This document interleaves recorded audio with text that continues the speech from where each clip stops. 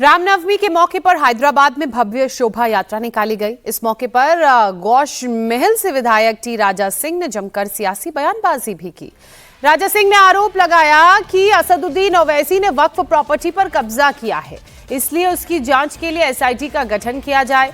राजा सिंह ने कहा कि वक्फ संशोधन बिल पास होने के बाद अब सारी जमीनों का हिसाब होगा।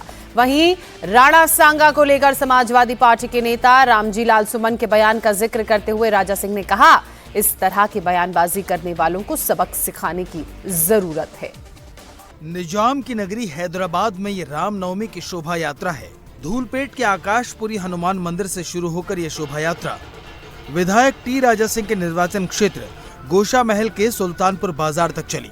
शोभा यात्रा में डीजे बजाने को लेकर तेलंगाना सरकार और राजा सिंह के बीच टेंशन भी हुई, लेकिन राजा सिंह ने दावा किया था कि शोभा यात्रा पहले से भव्य होगी और उन्होंने ये कर दिखाया। लेकिन इस शोभा यात्रा का इस्तेमाल टी राजा सिंह ने सियासी बयानबाजी के लिए जमकर किया। हैदराबाद में असदुद्दीन ओवैसी को चुनौती देते हुए टी राजा सिंह ने वक्फ बिल पर जमकर बयानबाजी की। राजा ने वक्फ प्रॉपर्टीज को लेकर ओवैसी की जांच के लिए एसआईटी के गठन की मांग कर दी।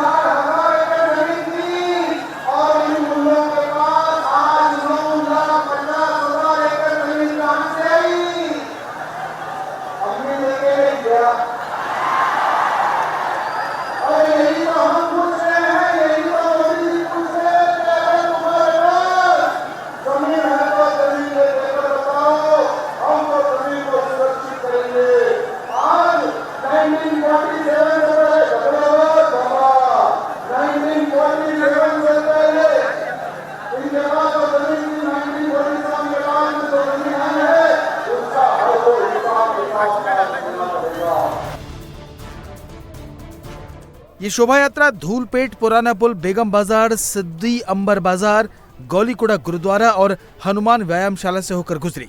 हर जगह यही नजारा था। श्रद्धालुओं के जोश से उत्साहित राजा सिंह ने राणा सांगा पर विवादित टिप्पणी करने वाले समाजवादी पार्टी के नेता रामजी लाल सुमन को सबक सिखाने की अपील कर दी।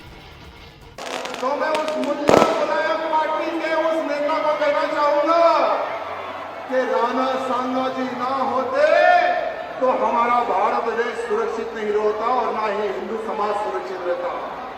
अरे ये वही राणा सांगा जी है जिन्होंने पूरे उत्तर भारत से मुगलों को खदेड़ने का काम किया था। ये वही राणा सांगा जी है मेरे मित्रों। जब जब हमारे कोई देशभक्तों पर अगर कोई गद्दार कमेंट करते हैं ना, तो उनको मुंह तोड़ जवाब देने का कर्तव्य हम सबका बनता है मेरे मित्रों। गोशा महल से विधायक टी राजा सिंह ने औरंगजेब की कब्र बचाने वालों को बजरंग बली की गदा याद दिलाई, तो मथुरा काशी का भी जिक्र अपने भाषण में किया। वहीं हैदराबाद से 500 किलोमीटर दूर महाराष्ट्र के अमरावती में पूर्व सांसद नवनीत राणा ने हजारों लोगों के साथ हनुमान चालीसा का पाठ किया। इस दौरान वो अपने अलग ही अंदाज में मंच से धनुष बाण चलाती नजर आईं।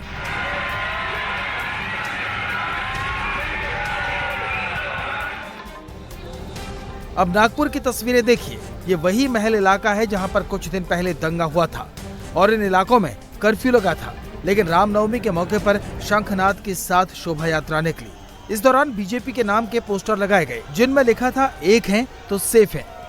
नागपुर में रामनवमी की शोभा यात्रा पोद्दार राम मंदिर से शुरू हुई, जिसमें भगवान के रामेश्वर रथ के साथ 95 झांकियां थी। शोभा यात्रा में महाराष्ट्र के मुख्यमंत्री देवेंद्र फडणवीस, केंद्रीय मंत्री नितिन गडकरी ने भगवान राम की आरती की। दोनों ने रथ खींचकर शोभा यात्रा की शुरुआत की। ये शोभा यात्रा पिछले 59 सालों से निकाली जा रही है। इतवारी, शहीद चौक, महल, कॉटन मार्केट, सीताबर्डी होते हुए शोभा यात्रा वापस पोद्दार राम मंदिर पर पहुंची। पुलिस ने सुरक्षा के पुख्ता बंदोबस्त किए थे। संवेदनशील इलाकों में पहले से गश्त चल रही थी। नागपुर के मुस्लिम समाज ने शोभा यात्रा का स्वागत किया और फूल बरसाकर आपसी भाईचारे का संदेश दिया। यूपी के संभल में भी कड़ी सुरक्षा के बीच रामनवमी की शोभा यात्रा निकाली गई। शोभा यात्रा जामा मस्जिद के पास रामकूप से शुरू होकर शहर के कई इलाकों से गुजरी। पुलिस ने पूरे रूट पर सुरक्षा के तगड़े इंतजाम किए थे। रैपिड एक्शन फोर्स और रिजर्व आर्म फोर्स के साथ भारी पुलिस बल तैनात किया गया था। चारों ओर भगवा रंग में लिपटे हुए हिंदू समुदाय के लोग इस शोभा यात्रा में हिस्सा ले रहे थे। इस शोभा यात्रा में भगवान श्री राम की झांकी के साथ साथ संभाजी महाराज की झांकी भी प्रमुख आकर्षण का केंद्र रही।